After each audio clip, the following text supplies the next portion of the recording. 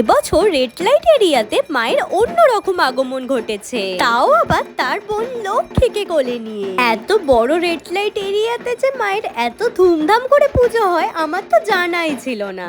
এই প্যান্ডেলটা দেখার পর মনে হচ্ছে যে 23শে জানুয়ারি শুধু সরস্বতী পুজোই না, দেশ ও নায়কের জন্মদিন। আর তোমরা তো নিশ্চয়ই এই প্যান্ডেলটা দেখে বুঝতেই পারছো খুব ফেমাস একটা প্যান্ডেল। মায়ের মুখটা কি মিষ্টি, তাই না?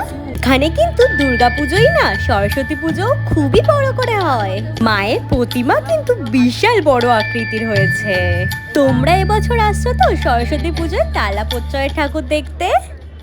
এই সরস্বতী পুজোতে কি ইউনিক থিম দেখতে চাও তোমরা? তাহলে তো এই জায়গাটা একদমই মিস করবে না।